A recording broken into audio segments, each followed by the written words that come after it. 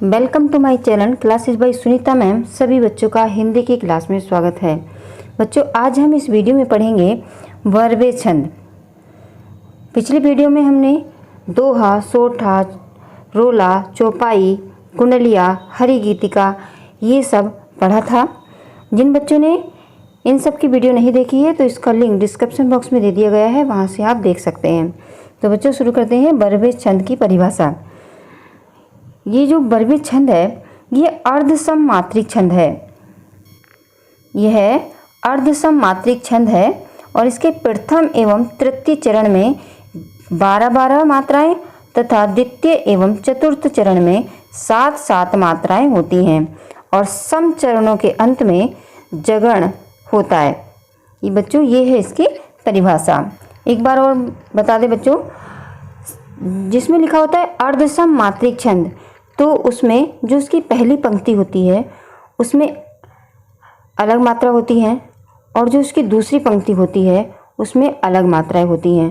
तो इस तरह से ये होता है अर्धसम मात्रिक छंद। और जो सम मात्रिक छंद होते हैं उसकी प्रत्येक पंक्ति में एक जैसी मात्राएं होंगी। समझ में आ गया बच्चों? मतलब जो अर्धसम मात्रिक छंद है ये इसलिए है, देखिए यहाँ पर इसकी परिभाषा को जब हम समझेंगे तो इसमें लिखा है कि इसके प्रथम एवं तृतीय चरण में 12-12 मात्राएं तथा द्वितीय एवं चतुर्थ चरण में 7-7 मात्राएं होती हैं। तो देखिए, एक प्रथम और तृतीय में 12-12 हैं और द्वितीय और चतुर्थ में 7-7 मात्राएं हैं। लेकिन जिसमें सम मात्रिक छंद होता है उसमें, जैसे अभी हमने पिछले वीडियो में हरि गीतिका पढ़ा था, तो वो सम मात्रिक छंद है। उसके प्रत्येक पंक्ति में 28-28 मात्राएं थी। तो बच्चों, आप समझ में आ गया है कि अर्धसम मात्रिक छंद कौन सा होता है और सम मात्रिक छंद कौन सा होता है। तो अब हम समझते हैं इसके उदाहरण। बच्चों, परीक्षा में इस तरह से पूछा जाता है कि वर्बे छंद की परिभाषा उदाहरण सहित लिखिए। तो इसके लिए सबसे पहले यहाँ परिभाषा लिखेंगे और फिर इसका उदाहरण लिखेंगे। तो इसका उदाहरण बहुत ही सरल है, बहुत ही सरल है। और इसका जो है देखिए मात्राएं भी इसमें कितनी कम कम होती हैं। यहाँ पर देखिए बच्चों, ये इसका उदाहरण है। चंपक हरवा अंग मिली अधिक सुहाय, जानी परी सिय हियरे जब कुंभिलाए। अब ये देखिए, इसमें हम मात्राएं देखेंगे कि इसमें भी हमने परिभाषा में जान लिया था ना कि इसमें 12 और 7 मात्राएं होती हैं। अभी हमने परिभाषा में जाना था कि इसके पहले और तीसरे चरण में कितनी मात्राएं होती हैं? 12-12 मात्राएं होती हैं। तो इसका पहला और तीसरा चरण कौन सा पड़ेगा? बच्चों देखिए, ये जो है ये इसका पहला चरण है। यहाँ से लेकर ये पहला चरण है, ये दूसरा चरण है और ये तीसरा चरण है और ये इसका चौथा चरण है। इसमें भी 4 चरण होते हैं। अब जो इसका ये पहला और तीसरा है बच्चों, पहले में और तीसरे में इसमें होती हैं 12-12 मात्राएं और ये जो दूसरा और चौथा है इसमें होती हैं 7-7 मात्राएं। यानी इसके विषम चरणों में 12-12 मात्राएं और जो इसके सम चरण होते हैं उसमें 7-7 मात्राएं।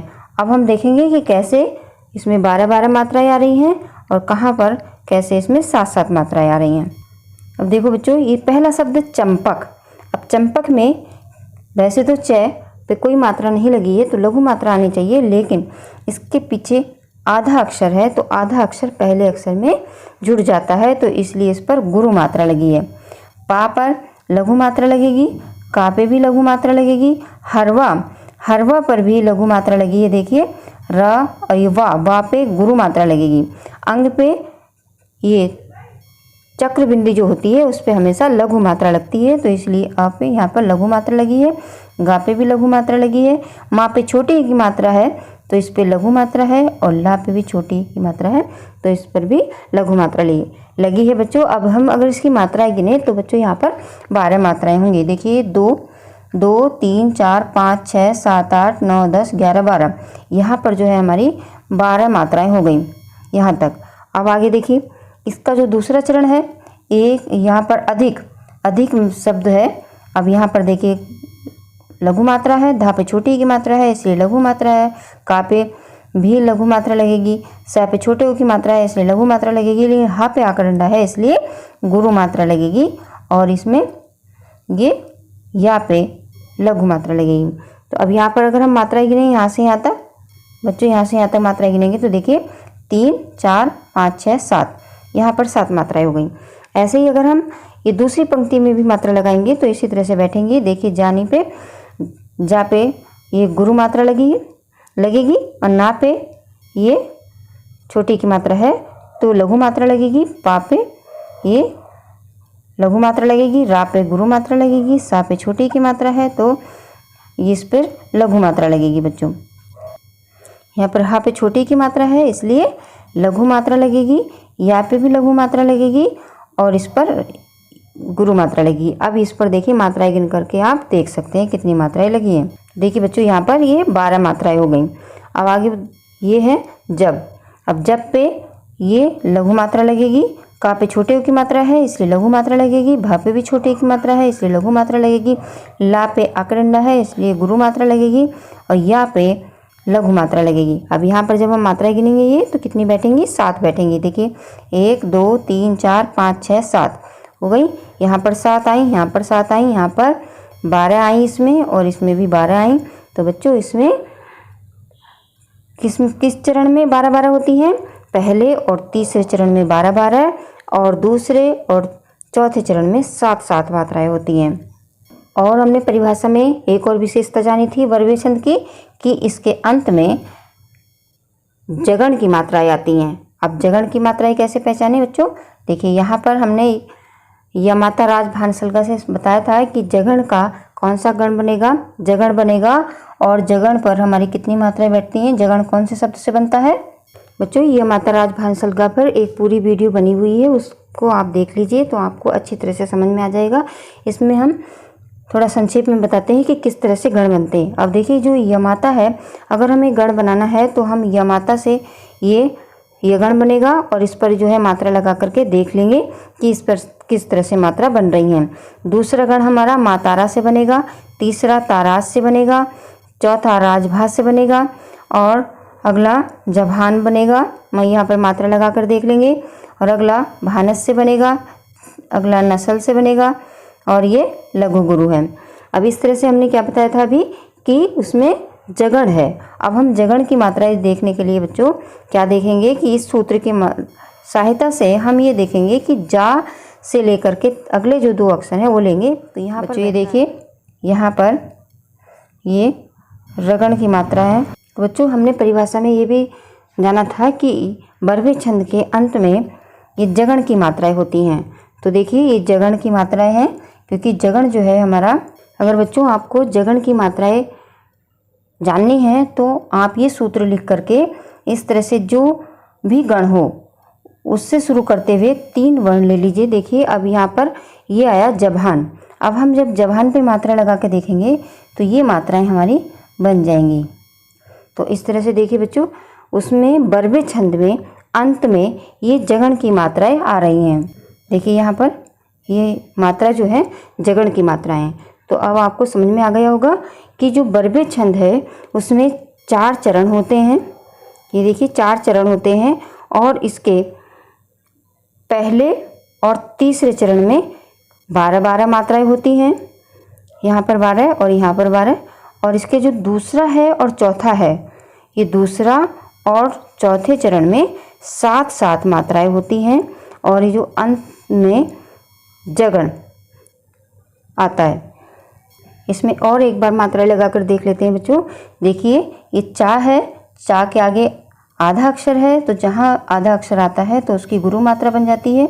ये देखिए और पा पे लघु मात्रा होगी, का पे लघु मात्रा होगी, हरवा पे ये लघु मात्रा होगी, रा पे भी लघु मात्रा होगी, वा पे गुरु मात्रा होगी। अगर चक्र बिंदी हुए तो लघु मात्रा लगती है। यहाँ पर भी लघु मात्रा होगी। माँ पे छोटी की मात्रा है इसलिए लघु मात्रा होगी, ला पे भी लघु मात्रा होगी। तो यहाँ तक बच्चों देखोगे आप कि इसमें 12 मात्राएं हो गई।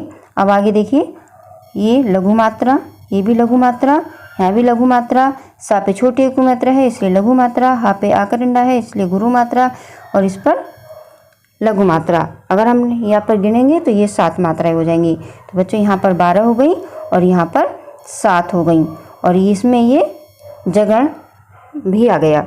अभी देखिए दूसरे में अगर हम मात्रा लगाएंगे तो यहाँ पर गुरु मात्रा होगी और यहाँ पर लघु मात्रा होगी। यहाँ पर लघु मात्रा है, यहाँ पर गुरु मात्रा है, फिर यहाँ पर लघु मात्रा है, फिर यहाँ भी लघु मात्रा है, यहाँ पे छोटी की मात्रा लगी है इसलिए लघु मात्रा होगी। यहाँ पर लघु मात्रा होगी और रा पर ए की मात्रा है इसलिए गुरु मात्रा होगी। और इस प्रकार यहाँ पर कितनी मात्राएं हो गई?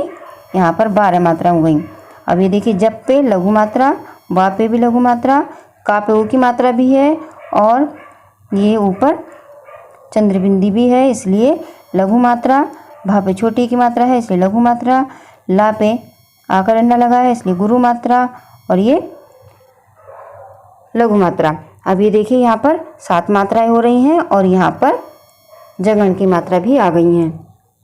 तो बच्चों, अगर परीक्षा में आता है कि बरबे छंद की परिभाषा उदाहरण सहित लिखिए, तो आप सबसे पहले परिभाषा लिखेंगे, फिर उदाहरण लिखेंगे और फिर उदाहरण लिख करके स्पष्टीकरण भी लिखेंगे। और स्पष्टीकरण में, जैसे कि पिछली वीडियो में भी आपको समझाया गया है, क्या लिखा जाता है, आपका इसका स्पष्टीकरण लिखेंगे कि ये जो बरबे छंद का जो उदाहरण है इसमें 4 चरण हैं और इसके पहले और तीसरे चरण में 12-12 मात्राएं और दूसरे और चौथे चरण में 7-7 मात्राएं हैं।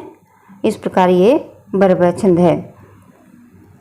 तो बच्चों, और अगर आपको समझ में आ गया है तो वीडियो को लाइक करिए और जब वीडियो चल रही है तो सब्सक्राइब का बटन लाल है तो उसको दबा दीजिए और साथ में ही जो भी ये बेल आइकन है इसको भी प्रेस कर दीजिए। इससे आपके पास सबसे पहले वीडियो का नोटिफिकेशन पहुंचता है। धन्यवाद।